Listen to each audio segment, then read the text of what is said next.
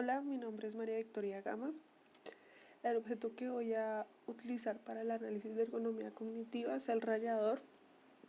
Es un utensilio de cocina empleado para picar o rallar algunos alimentos de carácter sólido, tales como frutas, verduras, quesos, pan duro, etc. El uso es muy sencillo. El alimento que se va a rallar se mueve repetidamente sobre la superficie del rallador, que es donde se encuentran los orificios, y se debe tener en cuenta el alimento que se va a rallar junto con las perforaciones indicadas en el rallador. El resultado del proceso de rallar el alimento cae en la parte interior del rallador, que en algunos casos las tiene, o en la parte inferior de este. Por eso siempre es necesario rallar con un elemento que recoja todos estos pequeñas virutas que quedan del alimento. El rallador empezó como un rallador de queso inventado por François Boulier en la década de 1540 en Francia, con la idea de que los quesos duros todavía se podían utilizar una vez pues ya estuvieron un poco viejos. El rallador, a medida que pasa el tiempo, ha presentado cambios en su forma, tanto que los orificios en este tienen diferentes usos. El rallador fino, que raya la piel de los cítricos, asimismo raya de tal manera que el resultado queda como casi polvo. De esta manera, pues por eso se llama rallador fino. Está el rallador doble o bidireccional, que es decir, corta en dos sentidos, de arriba abajo o de abajo arriba. Raya hortalizas, frutos, quesos semiduros o chocolate. Rallador grueso, que tiene orificios grandes, ideal para quesos blandos, frutas y hortalizas de distintas durezas. Y el rallador estrella, que el resultado es un rallado fino, igual que el rallador fino. Para analizar el rallador se tuvo en cuenta los temas vistos en clases de ergonomía cognitiva, los cuales son ergonomía cognitiva, percepción y propiedades vinculativas de la percepción. Teniendo en cuenta la cognición como proceso mental, a la hora de hacer la actividad se tiene en cuenta la intuición. La actividad que se lleva a cabo con el rallador, es decir, la actividad se sabe hacer con tan solo unos pasos de aprendizaje. Lo demás se va adquiriendo por experiencia, mediante la observación del uso.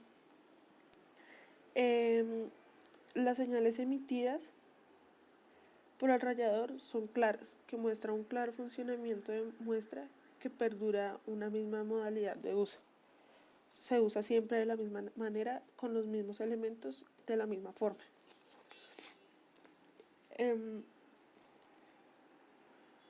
De tal manera que el usuario responde a esto de una manera casi inconsciente. Por ejemplo, si tomo de una manera tal el elemento, me salen los cortes de tal manera. Si pongo el alimento de tal manera o a tal ángulo, me salen los alimentos de tal forma. Este proceso pasa por la mente en cuestión de segundos, haciendo que sea de manera rápida el aprendizaje a la hora de usar el elemento. En cuanto a propiedades vinculativas de la percepción, el simbolismo. Empezamos con el simbolismo, que se crea a partir de los orificios para llevar a cabo el rallado. Esto muestra que si se pasa algún alimento por estos orificios, lleva una función a cabo que demuestra su uso. Los orificios es la parte, se podría decir que es la parte esencial del rallador, porque son los que primero muestran la dirección en que se debe hacer la actividad, y pues como decía, son los que los que llevan a cabo la función en la parte del uso. La clasificación es el usuario categoriza el objeto principalmente por forma, pues ya que es un objeto que varía en este aspecto. Como se ve en la imagen, siempre hay varias formas de ralladores, pero siempre todos tienen algo mismo en común. Asimismo, hay una categorización en cuanto a elementos para dar uso al rallador.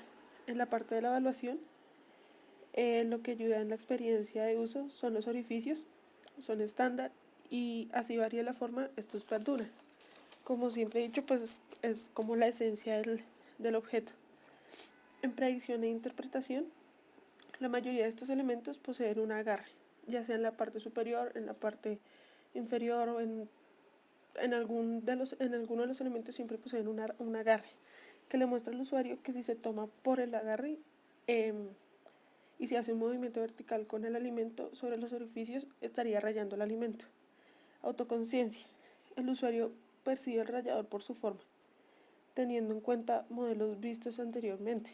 Y como dije antes, por los orificios, eso es la forma ideal para identificar el objeto. La determinación de campo.